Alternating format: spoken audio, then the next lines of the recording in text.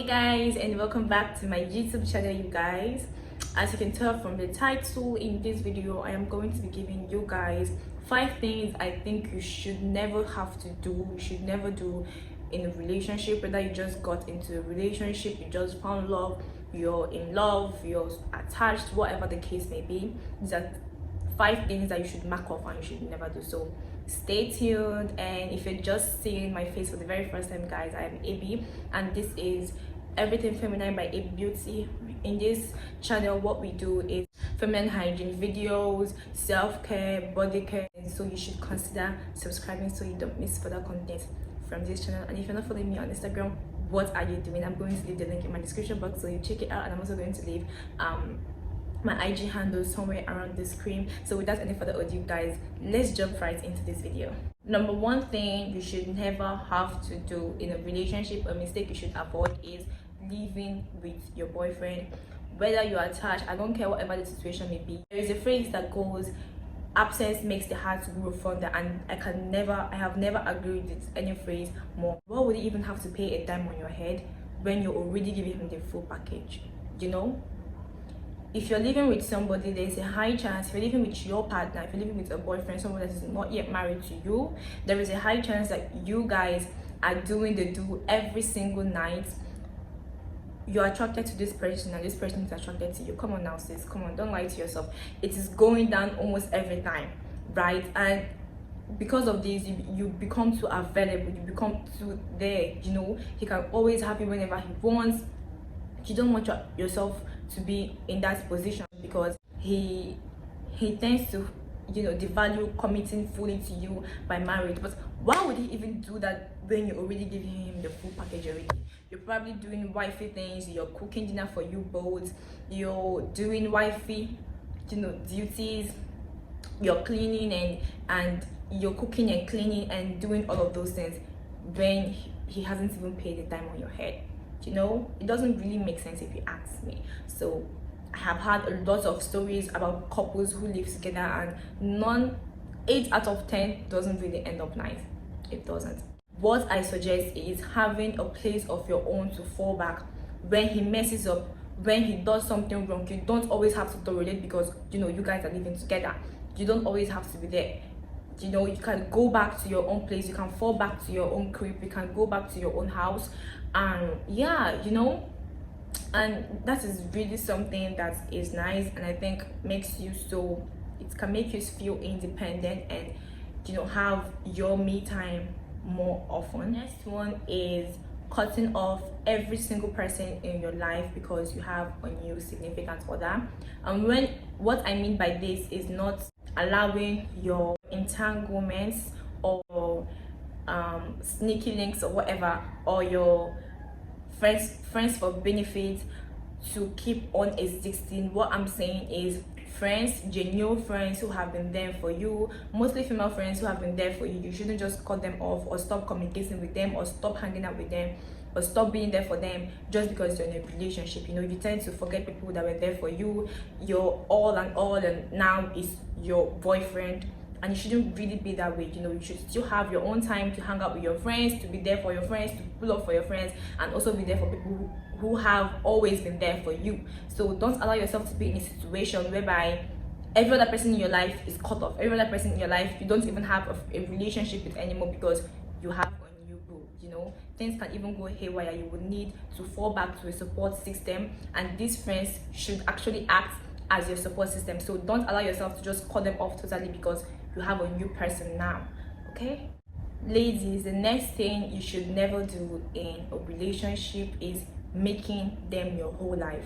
This applies to both genders. Do not lose your whole individuality because you're with somebody new. You know, still have your own perspective about life, have your values, have your life to live.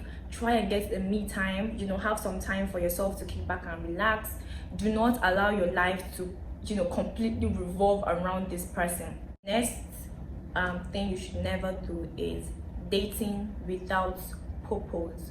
Ladies, don't allow yourself to just be in an entanglement that you think is a relationship where what you both want out of that relationship is not even made clear from both parties.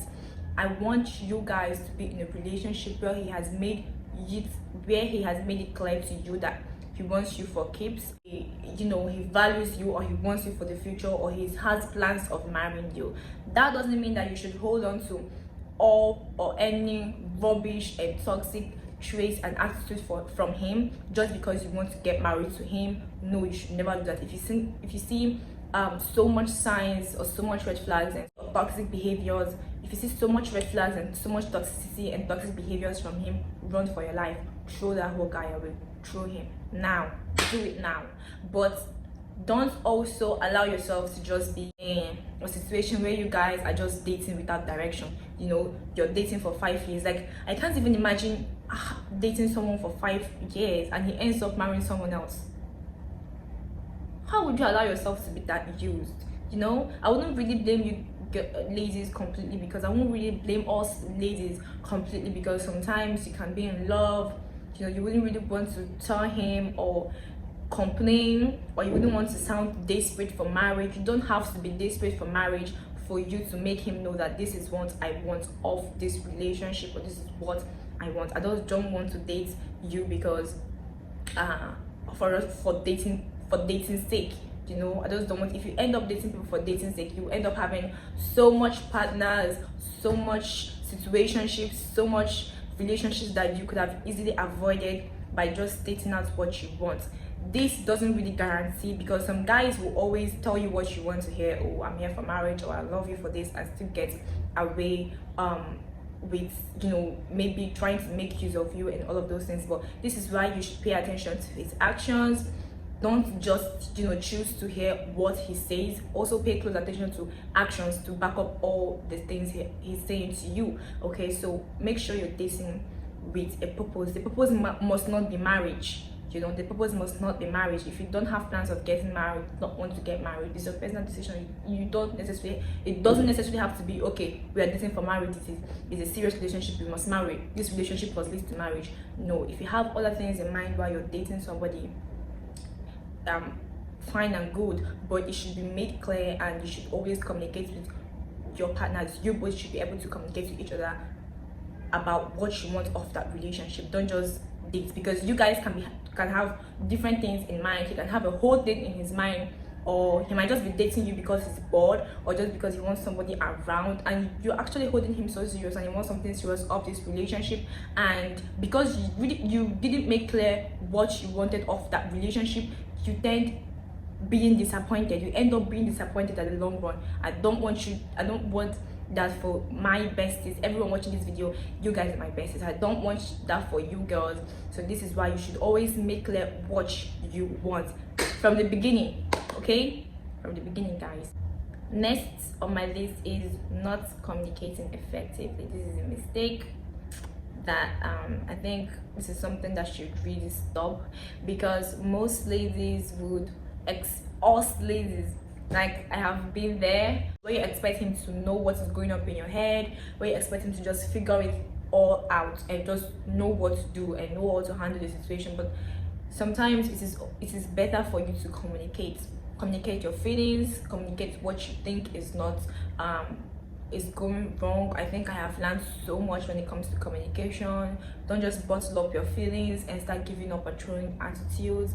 It is okay to throw up attitudes once in a while, but it is not okay for you to continuously doing that. Communicate your feelings, let your feelings to be known, tell him how it is, tell him what is going on. Okay, it is okay for you to communicate with each other, communicate with your significant other. It is so important. Communicate on every level. Don't leave any room where you guys are so spaced out that there is no room for you guys to communicate, and have a heart-to-heart talk.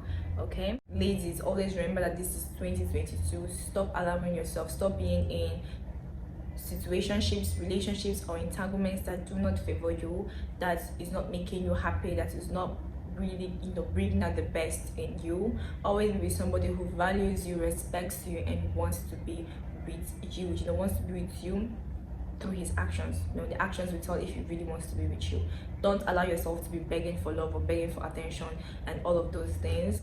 There's going to be tons of series of videos like this. I'm going to make a series on this topic and subtopics that fall under this topic, so be sure to subscribe so you don't miss out further content from this channel, guys.